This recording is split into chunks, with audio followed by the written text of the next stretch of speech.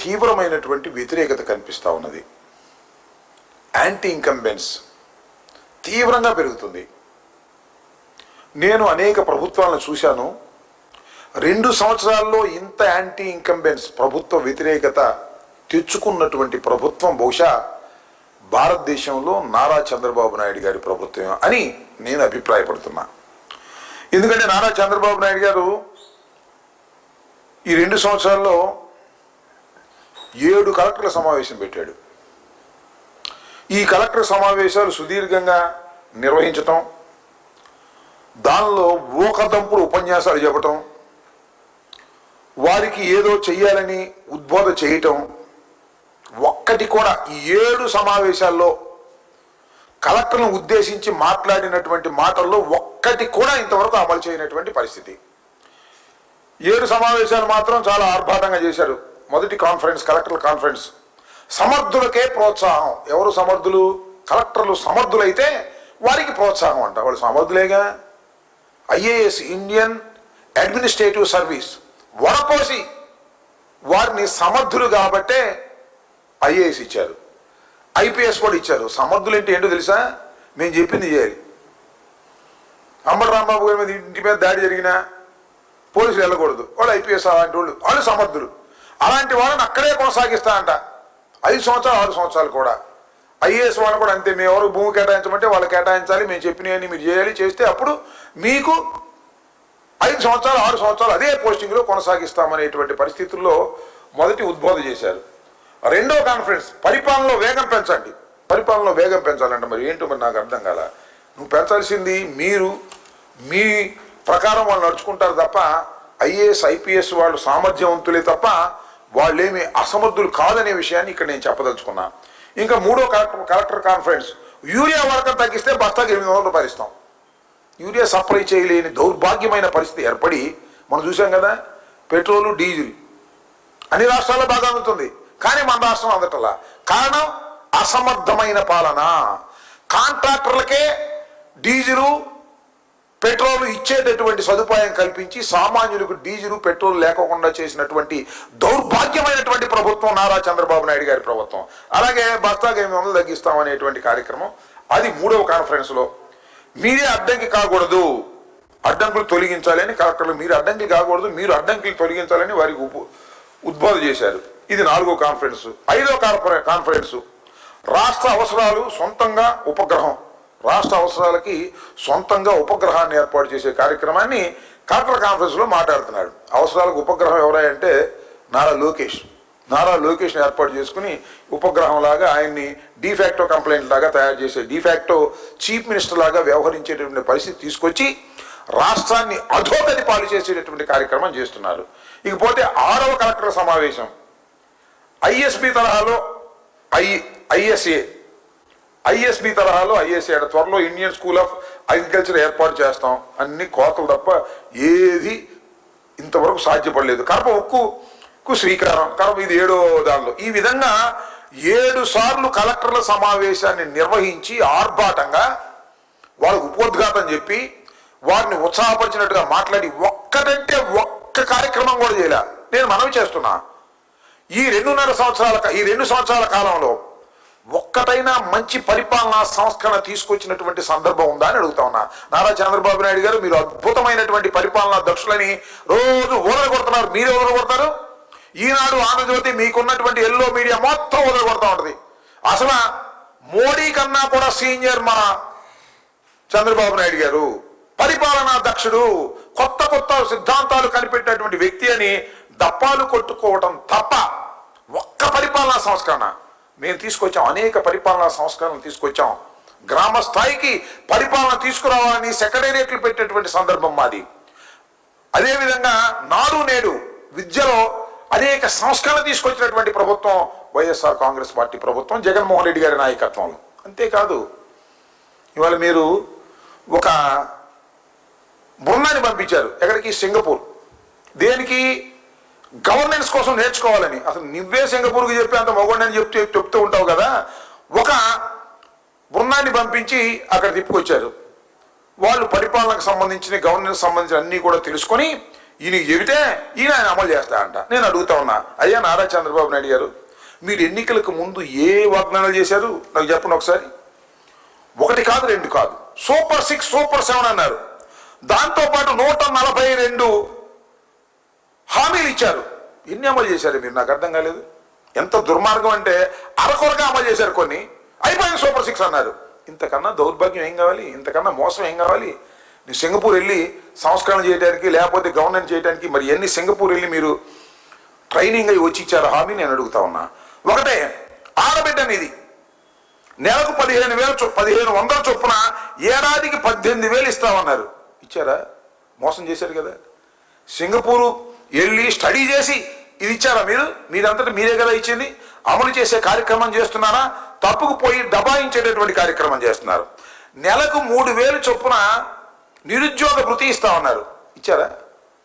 ఇవ్వరా, అదే కొట్టారు. అంతేకాదు ఎస్సీ ఎస్టీ బీసీలకు మైనారిటీలకు 4,000 చొప్పున 50 ఏళ్ళు పైబడితే వారికి 4,000 చొప్పున పెన్షన్ ఇస్తా ఉన్నారు. ఆ పెన్షన్ ఇచ్చారు, కానీ ఈ పెన్షన్ మాత్రం ఎగ్గొట్టేటటువంటి కార్యక్రమం చేశారు. ఎన్ని అబద్ధాలు ఆడాలో, ఎన్ని అసత్యాలు చెప్పాలో అన్ని అసత్యాలు చెప్పి మీరు పథకాలు అమలు చేయకోకుండా, ఇచ్చిన పథకాలు అమలు చేయకోకుండా ఇవాళ మోసం చేసేటటువంటి కార్యక్రమం చేసినటువంటి ఒక దుష్ట పరిపాలన నారా చంద్రబాబు నాయుడు గారిది. అంతేకాదు మేము ఇచ్చినటువంటి పథకాలను రద్దు చేసి పారేశారు. ఏది ఒకటి అమలు చేయలేదు. నేను ఒకటే మనవి చేస్తున్నా, మీరు సింగపూర్ వెళ్ళి అక్కడికి వెళ్ళి ఇక్కడికి వెళ్ళి ఏదో నేర్చుకుని ఇవాళ చేయాలని అనుకుంటున్నారే, అసలు మేనిఫెస్టో మీరు ఇచ్చిందే కదా. ఏదైనా సింగపూర్ చెబితే ఇచ్చారా? మేనిఫెస్టో మీరు ఇచ్చారు. ఆ మేనిఫెస్టో ఎక్కడుంది ఇవాళ? నేను సగర్వంగా చెప్తున్నా, వైఎస్ఆర్ కాంగ్రెస్ పార్టీ నాయకుడు జగన్మోహన్ రెడ్డి గారు 2019లో అధికారంలోకి వచ్చినప్పుడు మా మేనిఫెస్టోని ఇంటింటికి పంచాం. మా మేనిఫెస్టోని ప్రతి కలెక్టర్ ఆఫీసులోను, ప్రతి ఆఫీసులోనూ గోడకు తగిలించాం. దిస్ ఈజ్ మేము ఇచ్చినటువంటి హామీ పత్రం. ఇది ఒకటొకటి టిక్ చేసుకుని అన్నిటినీ కూడా అమలు చేసినటువంటి ఘనత జగన్మోహన్ రెడ్డి గారి ప్రభుత్వం. సరే, ఆ తర్వాత పరిణామాలు ఎలా వచ్చాయి, ఏంటి, ఎందుకు ఓడిపోయాం, అది వేరే అంశం. కానీ చిత్తశుద్ధిగా ఇచ్చినటువంటి మేనిఫెస్టోని ప్రతి దాన్ని అమలు చేసినటువంటి వ్యక్తి జగన్మోహన్ రెడ్డి. మీరేం చేస్తున్నారు ఇవాళ? అసలు మీ మేనిఫెస్టో ఎక్కడ ఉందా? కనిపిస్తుందా? మేనిఫెస్టోని చూపించగలరా? అసలు చంద్రబాబు నాయుడు గారి జీవితంలో ఎప్పుడు ఒకటే మేనిఫెస్టోని ప్రకటిస్తారు, ఆ మేనిఫెస్టోని తర్వాత దాన్ని కనపడుకోకుండా మాయం చేసేటటువంటి ఒక మోసపూరితమైన వ్యవహారాలు చేస్తారు, గార్డీలు చేస్తారు. మనం చిన్నప్పుడు చూస్తాం కదా, చిన్నప్పుడు మేము చదువుకునేటప్పుడు గార్డీలు ఉండేవి.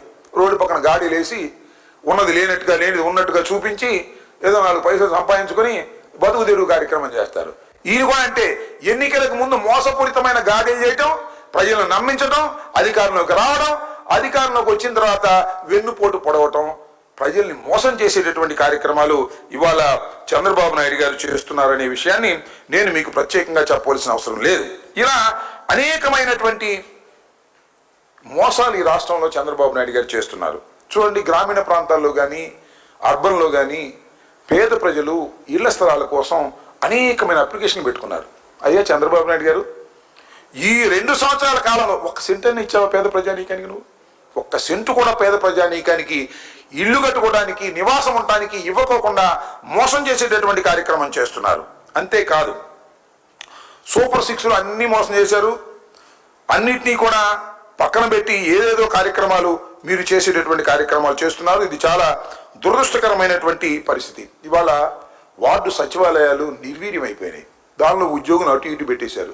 ఇవాళ ఏదైనా ఒక అప్లికేషన్ పెట్టుకుంటే గ్రామాల్లో సమాధానం చెప్పేటటువంటి అధికారులు లేని ఒక దౌర్భాగ్యమైనటువంటి పరిపాలన ఇవాళ గ్రామ స్థాయిలో ఉండటానికి కారణం మీ చంద్రబాబు నాయుడు గారు అనేది గట్టిగా గుర్తుపెట్టుకోవాలని కూడా ఈ సందర్భంగా నేను చెప్తున్నా. ఇలా ఒక దౌర్భాగ్యమైనటువంటి పాలన ఇవాళ చూస్తాం మనం. వ్యవసాయదారుల పరిస్థితి ఏంటండి? అది దేనికైనా గిట్టుబాటు ధర ఉందా? ఒక పంట కాకపోతే ఒక పంట అన్నా, ఏ పంటకి గిట్టుబాటు ధర రాక, లేక, కొనేవాడు లేక బజార్లో పడేస్తున్నారు. మొక్కజొన్న కానీ ధాన్యం కానీ ఏ పంటకి కూడా, పొగాకు కానీ ఏ పంటకి కూడా మద్దతు ధర లేనటువంటి దౌర్భాగ్యమైన పరిస్థితి వల్ల ఏర్పడి అలోలక్షణాన్ని పరిస్థితులు ఇవాళ రైతులు బాధపడతా ఉంటే దిక్కుముక్కు లేనటువంటి పరిస్థితి.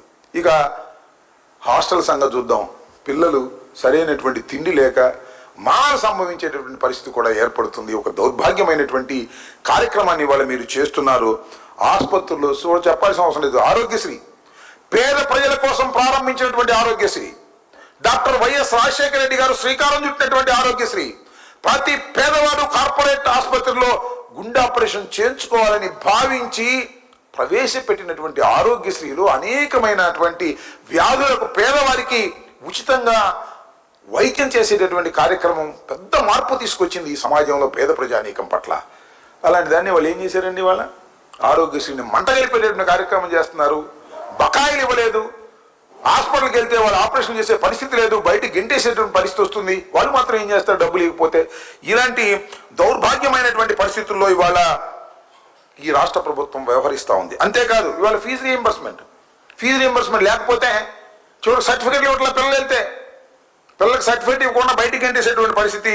ఈ రకమైనటువంటి దౌర్భాగ్యమైనటువంటి కార్యక్రమాలు నారా చంద్రబాబు నాయుడు గారు పరిపాలనలో సాగుతూ ఉంది. దీన్ని ప్రజలు గమనించాలని కూడా ఈ సందర్భంగా మనవి చేస్తున్నాను. ఇలా ఒక దుర్మార్గమైనటువంటి పాలనని ఇవాళ చంద్రబాబు నాయుడు గారు తీసుకొచ్చేటటువంటి కార్యక్రమం చేస్తున్నారు. దానికి తగిన మూల్యాన్ని చంద్రబాబు నాయుడు గారు చేయక తప్పదని కూడా ఈ సందర్భంగా చెప్పదలుచుకున్నాను. ఇప్పటికైనా ఆలోచన చేసుకోవాల్సింది ప్రభుత్వం. అనేక గాడులు చేసి ప్రజల్ని మోసం చేసి సింగపూర్ వెళ్ళారు, వచ్చారు, అద్దెంకి సింగడి వెళ్ళి అద్దెంకి ఇల్లు వచ్చినట్టుగా సింగడి వెళ్ళారు. ఒక విహారయాత్రలాగా సింగపూర్ మొత్తాన్ని చూసి వచ్చిన సంగతి మనం అందరం చూస్తున్నాం. పత్రికల్లో ఏం చూసి వచ్చారో నేను ప్రత్యేకంగా చెప్పాల్సిన అవసరం లేదు. వివిధ పత్రికల్లో వారి ఫోటోలు, వారి వ్యవహారాలు మనం చూస్తున్నాం.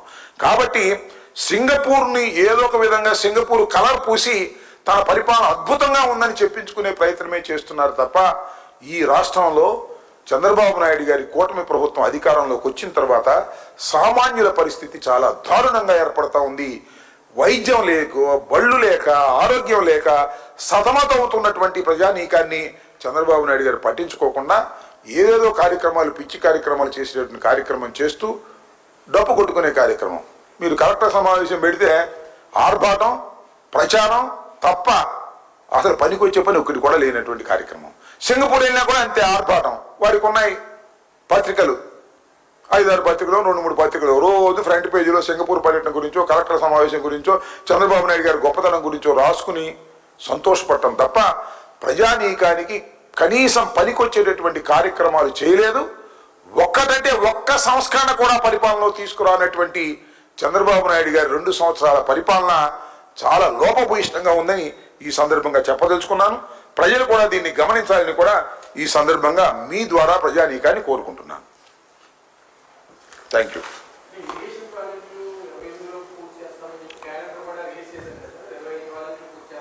ఏది పూర్తి చేశారు చూద్దాం. ఇప్పుడు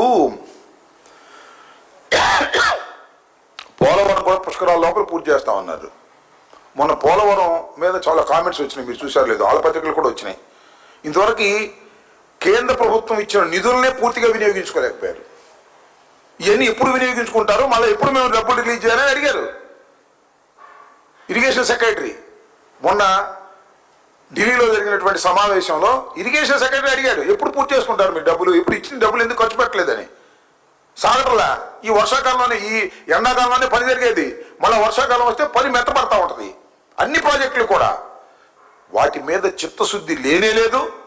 అదేమంటే ఇరిగేషన్ ప్రాజెక్టు, ముఖ్యంగా మన అందరికీ అట్రాక్ట్ అయ్యే ప్రాజెక్టు, అందరూ ఎదురు చూస్తున్నటువంటి ప్రాజెక్టు పోలవరం ప్రాజెక్టు. పోలవరం ప్రాజెక్టుని పుష్కరాల లోపే పూర్తి చేసి నీళ్లు ఇస్తా ఉన్నారు. చూద్దాం దాని గురించి ఎంతవరకు ఇస్తారో ఏంటో. నాకైతే నమ్మకం కలగటం లేదు. నేను చూశాను, కేంద్ర ప్రభుత్వం నుంచి కూడా నిధులు 10,000 కోట్ల రూపాయలు అడ్వాన్స్ ఇచ్చేటువంటి కార్యక్రమం చేశారు. అది కూడా ఎవరు? సాక్షాత్తు జగన్మోహన్ రెడ్డి గారు ముఖ్యమంత్రిగా ఉన్నప్పుడు బిల్లులు మేము ఇచ్చిన తర్వాత మీరు డబ్బులు ఇవ్వటం కాదు, 10,000 కోట్ల రూపాయలు మీరు అడ్వాన్స్గా ఇవ్వండి, అవి ఖర్చు చేసిన తర్వాత మళ్ళీ మేము తీసుకుంటామని ఒక ప్రపోజల్ని జగన్మోహన్ రెడ్డి గారు కేంద్ర ప్రభుత్వం దగ్గర పెడితే కింద పడి మీద పడి దాన్ని ఓకే చేశారు. అది అదృష్టవశాత్తు వాళ్ళ అధికారంలోకి వచ్చినప్పుడు వచ్చింది. వాళ్ళు 10,000 కోట్ల రూపాయలు రిలీజ్ అయినాయి. దానిలో 10,000 కోట్ల రూపాయలు సక్రమంగా ఖర్చు పెట్టలేక ఇంకా మిగిలిపోయింది. మిగతా డబ్బులు ఇచ్చేటువంటి పరిస్థితి లేదు. ఇది నత్తనడక నడుస్తుందనేటువంటి భావన నేనైతే చూడలేదు, కానీ పేపర్లో వచ్చినటువంటి వార్తల ప్రకారం నత్తనడక నడుస్తుంది. చివరికి ఇరిగేషన్ సెక్రటరీ కూడా మీరు ఎందుకు డబ్బులు ఇంత తొందరగా ఖర్చు పెట్టలేదని అడిగేటువంటి పరిస్థితి వచ్చిందంటే దాన్ని బట్టి ఏ విధంగా జరుగుతుందో మీరు గమనిస్తూ ఉంటారు. అన్ని ఇరిగేషన్ ప్రాజెక్ట్స్ అంతే, అన్నీ కూడా ఇరిగేషన్ ప్రాజెక్ట్స్ మేము పూర్తి చేస్తూ ఉంటున్నారు. రాయలసీమ ఎత్తిపోతల పథకాన్ని మొత్తాన్ని క్లోజ్ చేసి పారేశారు. రేవంత్ రెడ్డి గారి రిక్వెస్ట్తో రేవంత్ రెడ్డి గారికి బహుమతిగా ఇచ్చినటువంటి సందర్భం. ఇంతకన్నా దౌర్భాగ్యం ఏమైనా ఉంటుందా?